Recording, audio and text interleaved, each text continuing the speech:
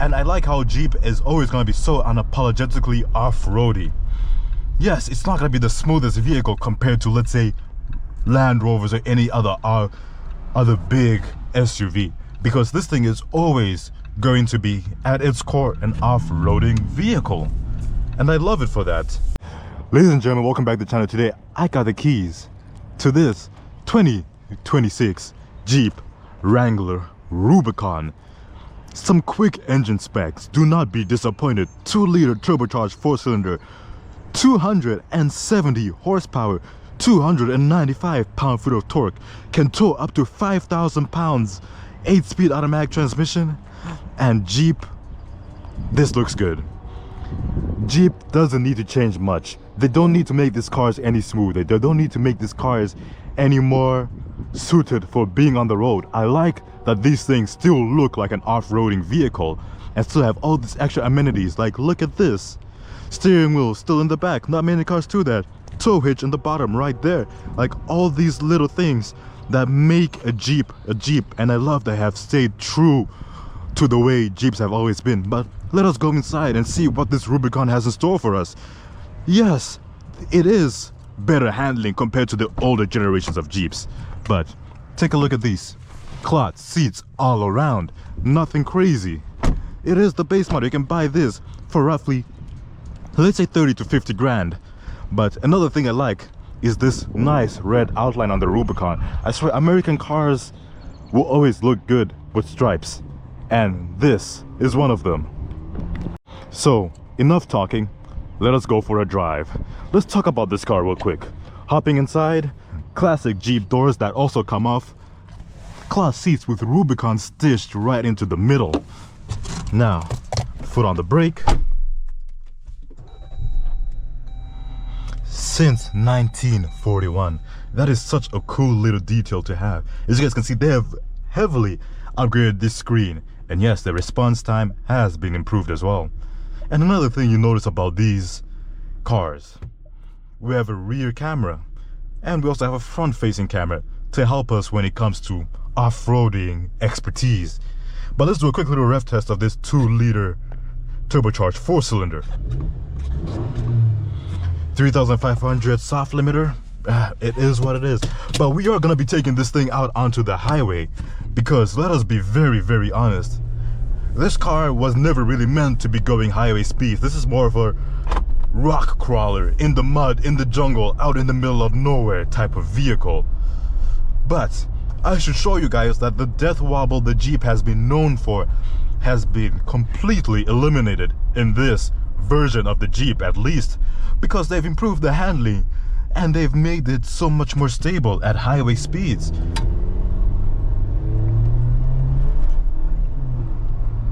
Another thing to take note of is that this car has better insulation compared to the previous generations of Jeeps. Yes, they have been putting nothing but upgrades, significantly making this thing better. And for some creature comforts, if you will, this thing has adaptive cruise control.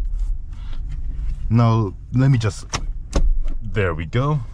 No automatic steering wheel or anything like that, but still good enough.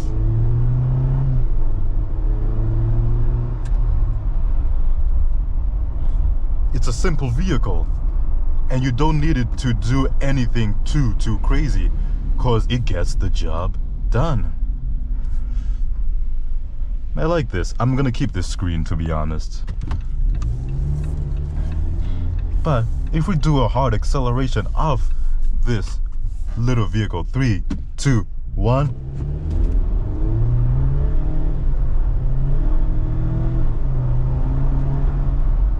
Not bad. The little turbocharged 4-cylinder seems to work a little bit harder when in a vehicle such as this, which makes sense. It is hauling a bigger vehicle. This thing can tow only up to 5,000 pounds, which is decent for only having 275 pound-feet of torque, but shows you that this is more like a V6 muscle car. You get this thing for the looks and for the vibes.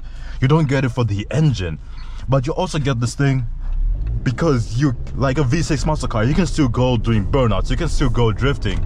In this Jeep Wrangler, for example, even though it's just a 2-liter turbocharged 4-cylinder, you can still go off-roading and go pretty deep into the woods with this one. And I like how Jeep is always going to be so unapologetically off-roady. Yes, it's not going to be the smoothest vehicle compared to, let's say, Land Rovers or any other big SUV, because this thing is always going to be at its core an off-roading vehicle, and I love it for that. I wouldn't change it for anything. And as you guys can see, these are all our controls all the way down to our sway bars. So yeah, it tells you just how rugged they've made this car. But let's do a proper 0 to 60 run and then a brake test. 3, 2, 1. Oh, right into the power band, and close enough to 100. Yes, the car doesn't really enjoy being put into, let's say, drag racing scenarios. It's not built for that. So to fully use this car to its fullest potential, you gotta take this thing off-roading. If you are ever thinking of buying or owning a Jeep Wrangler, I would highly recommend you rent one for a day or two and take it to some off-roading trails and see what this car is made for. Yes, your pants may come back brown because you are doing something you may not be too comfortable with, but leaving this car only on the pavement feels like such a little bit of a waste. So, in conclusion, this thing is great as a daily driver on regular roads, especially here in Canada where we get a lot of snow and ice and terrible winter conditions. A Jeep eats through that like breakfast, like there's absolutely nothing wrong. But then for the people who live in more sunny, less weather changing prone places, having some off-road trails would be nice. And matter of fact, now that I'm driving this Jeep, I have this sudden urge to line my whole dashboard with miniature rubber duckies. It's an urge I cannot explain right now, but I'm gonna go to my nearest toy store and just have a ton of rubber duckies just sitting here of every color and variety, some with sunglasses, some with little hats, and start performing the Jeep wave.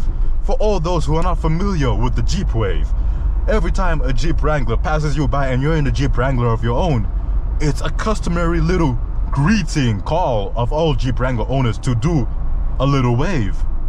Yes, it may not mean much to those who don't own Jeep Wranglers and don't know what the hell we're going on about, but for us, it's like a rite of passage. We're like, shalom, my Jeep Wrangler friend.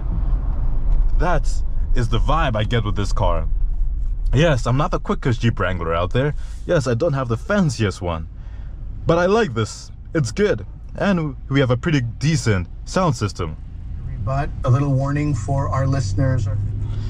Yeah, there's not much you can really hate about it, because it has stuck very, very close to its original roots of being an off-roader.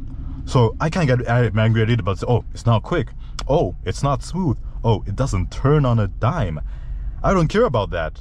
All I care about is that, hey, can I get out of the snowbank? And I can get out of it. The car has done its job.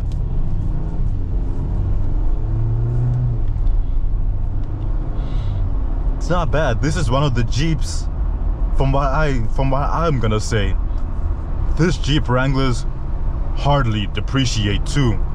They're the type that once you buy them, hold them for a hot second. Because to be honest, these cars are, I'm not gonna say they're not gonna appreciate in value, but they are slow to depreciate. Even buying one on Facebook Marketplace will run you a decent amount of money, even a very old and used one. And once you start getting into the Hemi and big V8 options, yeah, those hold their value pretty well. Because Jeeps have such a strong fan base and a very strong consumer base that anybody who buys a Jeep Wrangler and uses it for what it's meant to be, or even just buys it because it's one of the cars they want to own, people never really want to get rid of it like that. And let's talk about this visibility of this thing. Pretty decent visibility.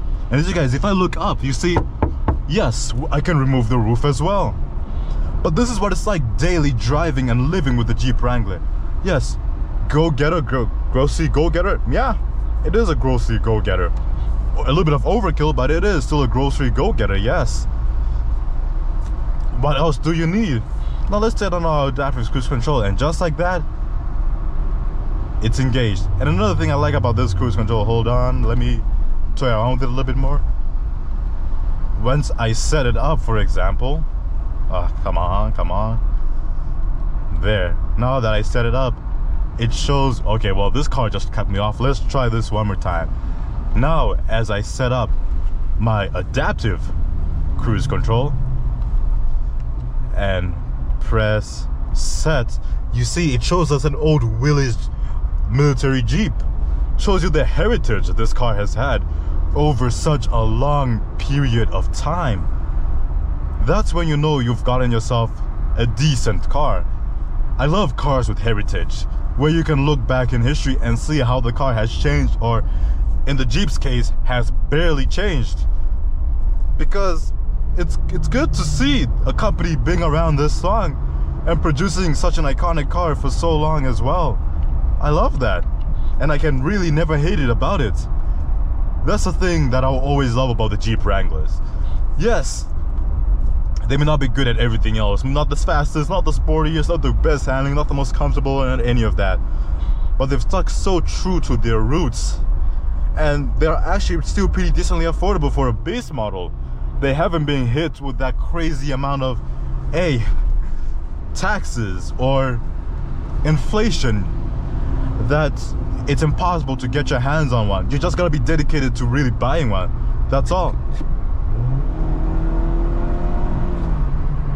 And don't get me wrong, I may not be the fastest vehicle out there, but the car is still peppy for the size it is.